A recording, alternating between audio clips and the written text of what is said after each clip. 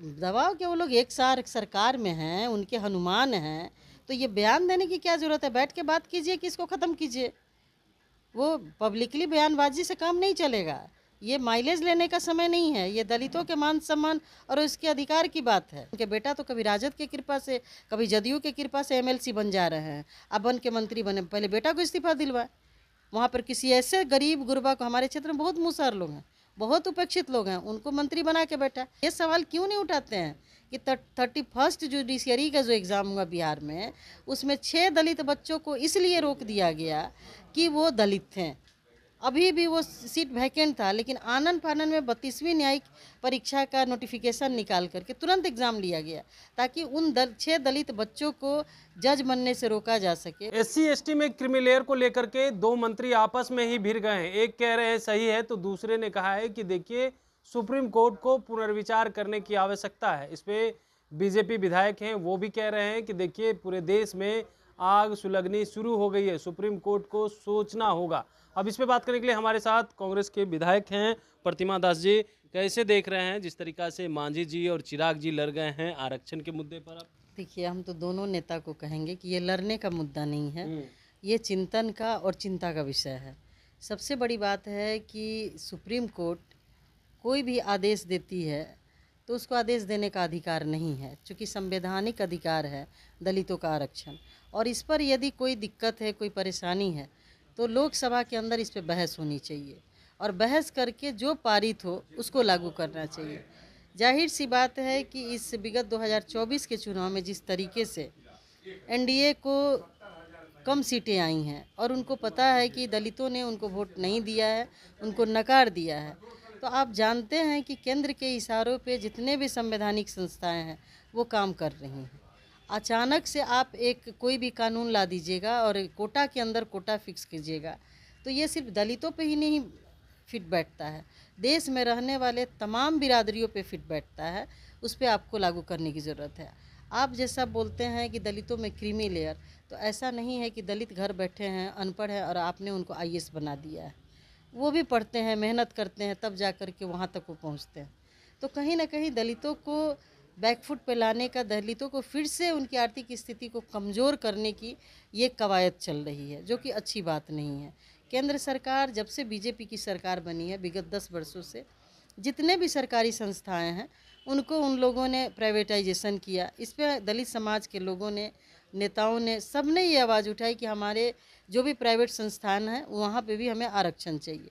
क्योंकि जब आरक्षण लागू हुआ तो ये आरक्षण सामाजिक आर्थिक स्थिति को सुधारने के लिए आरक्षण लागू किया गया, जो समाज से पिछड़े हुए लोग हैं, समाज में समरसता कायम करने के लिए हुई थी। लेकिन आज स्थिति ये हो गई है कि हम यदि दो भाग में बट के आपस में लड़ रहे हैं, तो ये हम दलितों के साथ दलित होकर के अन्याय कर रहे हैं। वो तो कह रहे हैं कि जो दलित आगे बढ़ गया हो, अच्छी खासी स्थिति हो गई है, वो उनको तो आरक्षण नहीं मिलना चाहिए। कम से कम जो गरीब, अभी भी दलित में गरीब हैं, उनको मिलना चाहिए। नहीं नहीं, तो ये तय कौन करेगा? ये तय कौन करेगा कि जो दलित आगे बढ़ गए हैं, आगे बढ़ गए तो किसी की कृपा से बढ़े हैं? आज जो बरसों से जिनके पास सैकड़ों एकड़ ज़मीन है, जो लोग 8 लाख रुपए कमा रहे हैं, जिनकी इनकम है, वो गरीब हो गए। आज जो दलित 3 लाख से ज़्यादा का इनकम, साल का इनकम है, वो अमीर कैसे हो गया है? मांझी जी जो बात बोलते हैं वो कभी अपने बयान पे कायम रहते हैं? जब वो मुख्यमंत्री थे तो उन्होंने दलितों को ठेकेदारी में आरक्षण लागू किया था कि 25 लाख तक के ठेका जो होगा वो दलित समाज के लोगों को दिया जाएगा। कहाँ मिल रहा है? ना भवन में मिल रहा है, ना इरिगेशन में मिल रहा है, ना आरडब्ल्यूडी में मिल रहा है, कहीं नहीं मिल रहा है। बल्कि आप नहीं तो उन वो तो कह रहे हैं कि पासवान समाज जो है बहुत आगे चले गए हैं, उनको बहुत सारी चीज़ें मिल रही है, आईएएस बन गए, जज बन गए, इंजीनियर बन गए, लेकिन मुसहर अभी भी पीछे है और समाज पीछे देखिए, है। ये तो मतलब समझिए कि बिना सिर पैर का बयान है। कोई स्कूल में मुसहर को जाने से रोका है? कोई वाल्मीकि को जाने से रोका है? कोई नट को जाने से रोका है? सरकार जब व्यवस्था बनाई, जो स्कूलें खुलती हैं, जो संस्थान हैं, वहाँ सबको पढ़ने का अधिकार है, सबको जाने का अधिकार है। ये अलग बात है कि यदि हम ज़्यादा प्रताड़ित हैं तो हम ज़्यादा उस प्रताड़ना से आगे निकलने की कोशिश करते हैं। हो सकता है पासवान है, रविदास है, या फिर अन्य जो भी जातियाँ जिनसे उनको आपत्ति है, उनके पूर्वजों ने मेहनत किया है, मेहनत करके आगे बढ़ा है, पढ़ाई लिखाई किया, आईएएस बन गया, जज बन गया, कुछ भी बन गया, तो उस तो किसी की कृपा से नहीं बना है, वो मेहनत से बना है। मांझी जी ये सब सवाल उठाते हैं, ये सवाल क्यों नहीं उठाते हैं कि 31st जुडिशरी का जो एग्ज़ाम हुआ बिहार में, उसमें 6 दलित बच्चों को इसलिए रोक दिया गया कि वो दलित थे। अभी भी वो सीट वैकेंट था, लेकिन आनन फानन में 32वीं न्यायिक परीक्षा का नोटिफिकेशन निकाल करके तुरंत एग्ज़ाम लिया गया, ताकि उन 6 दलित बच्चों को जज बनने से रोका जा सके। वो कम उम्र के हैं, वो मेडिटोरियस है, वो कम उम्र में डिस्ट्रिक्ट जज बन जाएंगे, वो कम उम्र में हाई कोर्ट के जज बन जाएंगे। तो मांझी जी जब इस तरीके के बात बोल रहे हैं, तो पहले तो उनको अपना कुर्सी छोड़ना चाहिए, अपने कुर्सी छोड़ के किसी दलित को बनाए, केंद्रीय मंत्री बनाए। चूँकि मिनिस्टर बनने के लिए, विधायक एमपी बनने के लिए कोई क्वालिफिकेशन की ज़रूरत नहीं होती है, लेकिन आईएएस आईपीएस बनने के लिए, जज बनने के लिए पढ़ना पड़ता है, उसके लिए अपने आप को तपाना पड़ता है, मेहनत करना पड़ता है, एग्ज़ाम फेस करना पड़ता है, तब जा कर के वो बनते हैं। वो अपने बेटा की जगह पे बनाए, उनके बेटा तो कभी राजद की कृपा से, कभी जदयू की कृपा से एमएलसी बन जा रहे हैं, अब बन के मंत्री बने। पहले बेटा को इस्तीफा दिलवाए, वहाँ पर किसी ऐसे गरीब गुरबा को, हमारे क्षेत्र में बहुत मुसहर लोग हैं, बहुत उपेक्षित लोग हैं, उनको मंत्री बना के बैठा। पहले आप किसी पे उंगली उठाते हैं तो 4 उंगली आपकी तरफ इशारा करती है, और आप इस तरह से किसी को नहीं बोल सकते हैं कि फलना जात का आदमी आगे बढ़ गया, हम पिछड़ गए हैं। पिछड़ता कोई नहीं है, जो मेहनत करेगा वो आगे बढ़ेगा, और ये दलितों का संवैधानिक अधिकार है।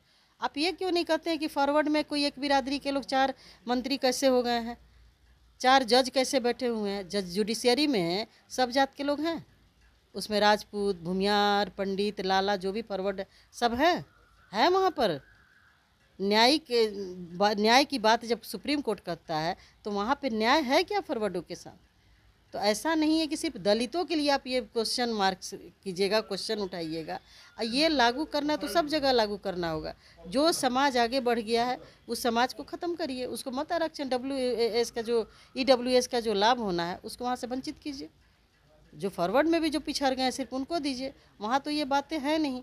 तो आप सिर्फ दलितों पर इतना क्यों तरह तरह का कानून बनाते हैं? इससे लगता है कि दलितों के विकास से बीजेपी की सरकार घबराई हुई है, डरी हुई है, और ये न्यायालय के शरण में जा कर के उनको परेशान तबाह करने की कोशिश कर रही है, लेकिन ऐसा होने वाला नहीं है।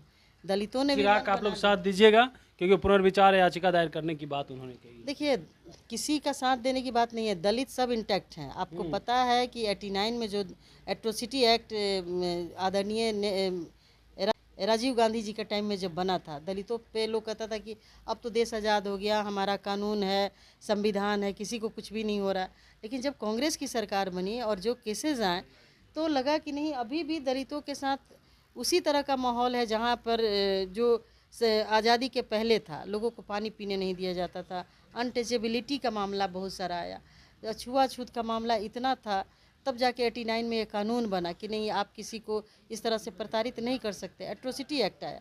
लेकिन जैसे बीजेपी की सरकार आई उसको ख़त्म करने की कोशिश की। दलितों ने बता दिया कि आप हमारे अधिकार के साथ यदि खिलवाड़ कीजिएगा तो बाबा साहब ने हमें बहुत बड़ा संविधान दिया है, बहुत बड़ा अधिकार दिया है संविधान के माध्यम से, हम अपने अधिकारों का हनन नहीं। क्या लग रहा है चिराग पासवान के, अगर दलितों के साथ इस तरह का चीज़ हो रही है तो क्या मोदी जी का साथ छोड़ करके आप लोग के साथ आकर के लड़ाई लड़नी चाहिए उनको, और कोर्ट में जाकर पुनर्याचिका दायर करनी चाहिए? देखिए, ये मामला कोर्ट पे जाने की नहीं है, इस पे सदन में बहस होनी चाहिए। सरकार को सदन में ये बिल ला करके इस पर बहस करानी चाहिए, तब जा कर के इसको पास करना चाहिए। ये कोर्ट का मामला नहीं है, क्योंकि कोर्ट के लोग ये गांव में नहीं, आज भी गांव में जाके देखिए, आज भी छुआछूत है, आज भी लोग क्या कहना चाह रहे चिराग जी को मोदी जी पे दबाव बनाना चाहिए और उनको साथ बिल दबाव के, वो लोग एक सार सरकार में हैं, उनके हनुमान हैं, तो ये बयान देने की क्या ज़रूरत है? बैठ के बात कीजिए कि इसको ख़त्म कीजिए। वो पब्लिकली बयानबाजी से काम नहीं चलेगा, ये माइलेज लेने का समय नहीं है, ये दलितों के मान सम्मान और उसके अधिकार की बात है। धन्यवाद। चलिए, तो अब सुन रहे थे क्या कुछ कह रहे थे कांग्रेस के विधायक हैं प्रतिमा दास। इन्होंने कहा है कि देखिए, बयान देने से नहीं होगा, आप मोदी जी के साथ बैठ करके बातचीत कीजिए और इसको खत्म कीजिए, पुनर्याचिका दायर करने की क्या आवश्यकता है। कमलेश कुमार, लाइव बिहार, पटना।